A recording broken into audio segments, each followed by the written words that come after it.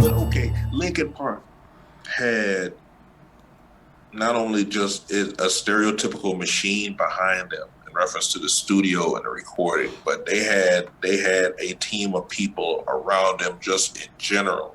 Like like another Diddy Ooh, thing let's go that I'm one thinking. step further with it because I know a lot about the recording process. There were 6 of them, not one of them. Yeah, and but even further than that, there might have been 10 people in there, but there really was only maybe a couple of guitars, one lead singer. You didn't Oh, have okay, like okay, okay, okay. I hear what you're you didn't saying. have like 8 lead singers and 4 lead guitars trying to put a rock album together for somebody else.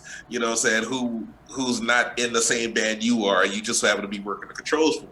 You know what I mean? There was a machine of people that listened to things in detail. Quincy Jones example, like I said, I got several old school examples. So, but I'm gonna keep one from this time period.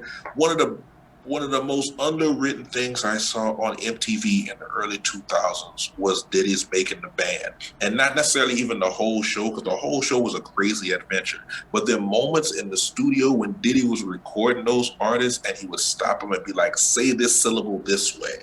Put this inflection on this word as part. No, record that again and say it like this. That's the type of shit that most of the rappers these days are missing because they boys who in the room with them wouldn't know the difference themselves in reference to telling them something like that. And I've been through countless arguments with people just by being the type of 3 instrument musician, producer, singer, and MC that I am myself. I've been through countless arguments with motherfuckers in something as simple as, no, you're saying this part wrong. You ought to say it like this for the effect. Like, I've been through countless bullshit.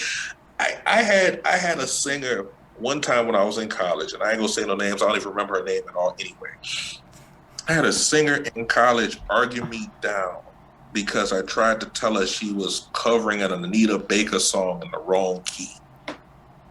Like she was singing it in one key, what may have you, but it was supposed to be, the objective was to try to sing it in the original key. And I could hear the original key simply from hearing the song off the radio. I knew that she was like at least 2, 3 notes lower than what it was supposed to. And I was a jazz singer myself at the time too. So I go to her and be like, yo, I like what you're doing, so on and so forth. We're in the same jazz class together. But you're singing it in the wrong key. It's actually this key over here.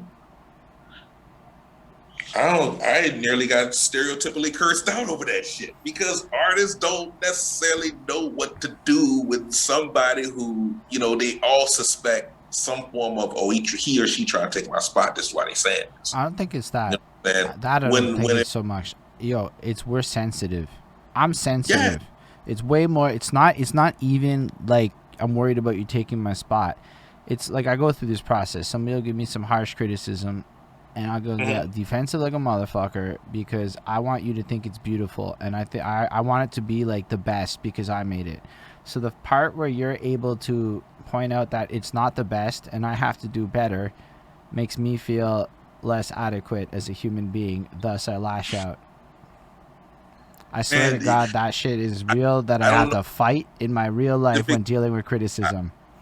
Yeah, we have to be a whole lot more sensitive to people who have contextual authority over situations, because many of our music heroes, I mean, even going back to like the 80s and 90s in hip hop, those that were up there, even they, things start to unravel in reference towards those types of artists in the 90s, but all the ones, the Rockefellers, the Tupacs, the Rakims, the LL Cool J's, they all had those people that were in the trenches with them that weren't necessarily rappers trying to open with them on a tour or feature on an album or things of that nature. Even if they did end up featuring on an album, there was then some sort of contextual competition with them to where they couldn't offer constructive changes, let alone those that were not rappers at all, that were actually a part of the process instead of it being like, 17 rappers in a 15-man situation. So I think it's like also a matter of knowledge, to be real. Like I had to talk to like 3-4 producers, beat makers, and be like, wait, why are all these guys saying such different shit about music, about the creation process, about how they do it? I mean, you got to think about a sampler. And what they're effectively doing, they take something and then they recreate it, and their approach is just so drastic. Like, and it's so interesting to me. And then I realized that the attitude that a lot of people have that are not MCs is just really different about songwriting. But I think that that's really what it comes down to. Are you trying to be like an ill rapper? You want to go do this rap grind and rap really well? That's a grind. And there are a lot of people who like songs that are like that, and it's a whole like underground culture. But I think it's a really oversaturated culture, and a lot of people look at that, and I believe it is the one of the simplest entryways. You can study poetry and kind of like look at that, but when you get to the musicality of it all, and you look towards that next level with production, how do you even find that person when nobody know what the words mean anymore? And I mean it literally. I wasn't really cognizant to the difference of producers versus beat makers versus engineers versus the drum. So all of these terms, right? They're not it's really a whole used right. Bro, when you think about those types of things, bro, and once again, looping back from our conversation earlier, this is why contextually I understood the whole labeling of DJ Khaled being in that Quincy Jones position today, because just looping all the way back to that, I come from more of a music background. Like I said, the hip hop side of me was actually it's not the latest anymore because I have the radio and the DJ thing and what may have you after that. But it was one of the later elements of me as far as a music performer. So I spent nearly 25 years of my life coming from the perspective of like singing and everything that comes with that, with, you know, vocal training and interacting with musicians and piano players and hitting the right fucking notes whenever you sing songs, just period. I mean, there aren't really any specific notes for a rapper to have to hit. They just got to sound like they ride the beat. You know what I'm saying? And I don't even know about that 1,000. Because if you look at like the... I'm not necessarily saying that as a negative thing, but I'm saying that from the perspective of if you're in a recording situation and you don't have somebody, i.e. a producer, engineer, somebody else in the room telling you that, you know, you might be ahead of the beat, or it would sound bad as way that you put this inflection in your voice at this particular point instead of putting the inflection in your voice here. You know what I'm saying? If you don't have somebody actually labeling it off to you, and the average rapper, regardless of the talent he has, is trying to figure out that shit themselves. Well, historically, how often have civilizations, how many tragedies have civilizations had historically based upon trial and error type things versus being instructed upon how to move it forward from assistance from somewhere else? Right, you know so what I'm saying? Then you have the other side of the equation. So you're a young person now, or even you're in your 30s, because again, you're at that point, you're still in a different era. And you want to find a producer person. How do you find one? And that's the real question. Like, and I mean that to a lot of people. I know the answers to these questions. You go fucking network, and you go make friends, and you go to parks, and you talk to people, and you go figure out ways to meet people. That's the actual truth of it. I've asked so many people on and off cam, how do you find people? And the answer to the question is always go to where people are and meet people. It's the producers, to answer your question specifically, I think the producers, as long as you have some sort of honest contextual focus to your mind, then I think out of everybody who presents themselves the way it's being presented today, the producers present themselves, you know, and it's at this particular point, it's more of a if you know type of situation. I mean, yeah, I guess I really just don't know how everything you're saying as far as going out and interacting with people and so on and so forth is because the true, truth is, but it all comes. So it's like this.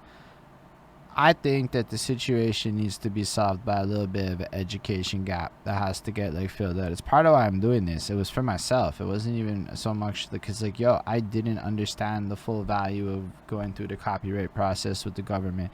I didn't understand the full value of all these terms. So I remember sitting down with a dude and like learning about tape reels and So it's been like really fucking blessed to like walk through all these Mm-hmm. different avenues. And I suppose I do this a lot, so it's added a lot of context to my life. But then I think about where I started and the conversations I was having with people at various degrees of fame within my city.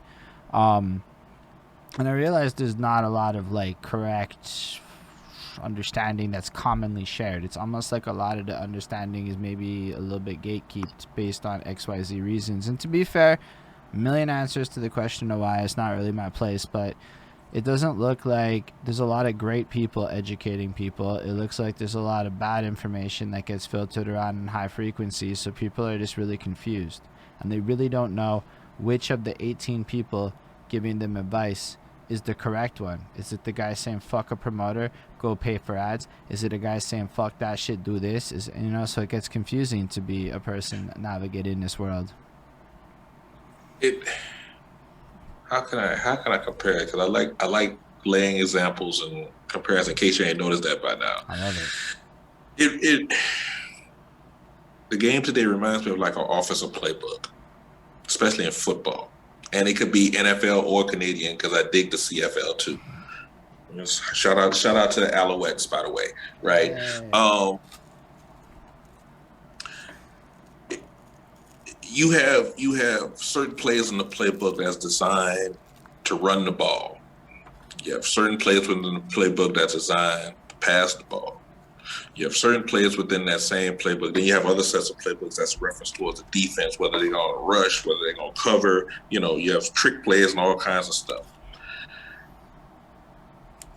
When you use a playbook, the objective to using a playbook in football, whether it's CFL, NFL, or anywhere else, isn't to specifically take every single pass play in your playbook and run every single one of those pass plays and hoping that that specific list of pass plays is what's going to lead you to the victory, a winning record, and possibly a Grey Cup sometime in the future.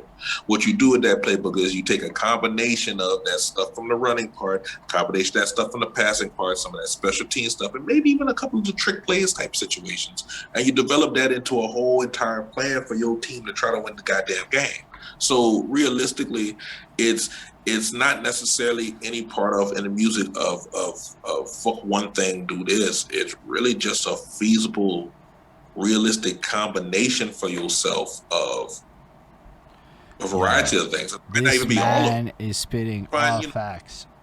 you just got to find your right pitch pod for him. Another cultural reference to Don here. We love food, you know what I'm saying? We have our fair share of gumbos and things like that. It's really a mixing pot, a gumbo of combinations that you have to put together in order to No, make it work I for you. and I agree with everything you're saying. Honestly, I love this interview because it's one of those ones where like I'm like, you know what, we're gonna be able to teach some motherfuckers some shit here, and I mean that like, what I want to do is have conversations like this so frequently that like Mm-hmm. certain core ideas like how to think in a bigger picture or you know just the perspective of musicality versus say rapping technique or a lot of different things that come out of a conversation like this is like a vice for other people to like jiggle up in their brain and like have different things based off of it because yo honestly I don't think it ever really is going to matter how good of a rapper I become. I think it matters how good of a brand I create.